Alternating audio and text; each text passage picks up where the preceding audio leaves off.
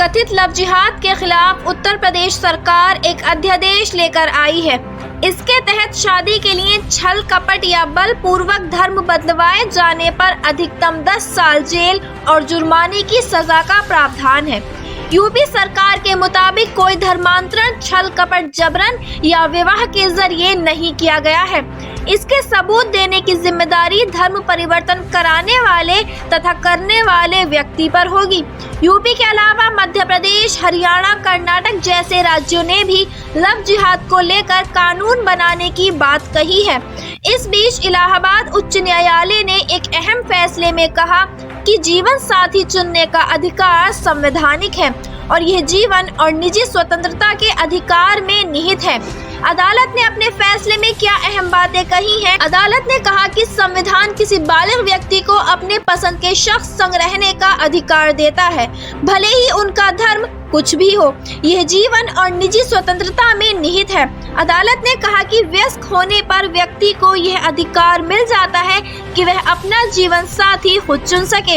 अगर इस अधिकार से उसे वंचित किया जाएगा तो यह उस व्यक्ति के जीवन और निजी स्वतंत्रता के अधिकार का उल्लंघन होगा, क्योंकि यह संविधान के आर्टिकल 21 के तहत मिले मनपसंद जीवन साथी चुनने के अधिकार के खिलाफ है। हाई कोर्ट ने कहा कि जीवन साथी चुनने का अधिकार चाहे धर्म, जाति या नस्ल कोई हो, भारतीय संविधान के आर्टिकल 21 के तहत मूल अधिकारों के तहत जीवन साथी और निजी स्वतंत्रता के अधिकार में निहित है। जजों ने के.एस.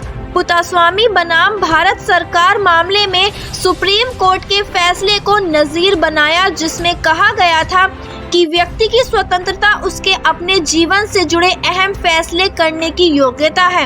अदालत ने कहा कि बालिग होने पर अपने आप जीवन साथी चुनने का अधिकार मिल जाता है। अगर यह अधिकार ना दिया जाए तो इससे न सिर्फ व्यक्ति को मानवाधिकार का उल्लंघन होगा, आर्टिकल 21 के तहत मिले जीवन और निजी स्वतंत्रता के अधिकार का भी। इलाहाबाद उच्च न्यायालय ने एक दंपत्ति की तरफ से उनकी शादी के खिलाफ दर्ज एफआईआर को चुनौती देने वाली रिट याचिका पर सुनवाई करते हुए ये टिप्पणियां की। अदालत ने सितंबर 2020 में प्रियांशी उर्फ समरीन और 2014 में नूरजहां बेगम के मामले में इलाहाबाद उच्च न्यायालय के फैसले पर कहा, हम नूरजहां और प्रियांशी के मामले में दिए गए फैसलों को अच्छा नहीं मानते। इनमें से किसी भी मामले में अपनी पसंद का जीवन साथी चुनने में दो बालिग व्यक्तियों की आजादी के मुद्दे को ध्यान में नहीं रखा गया।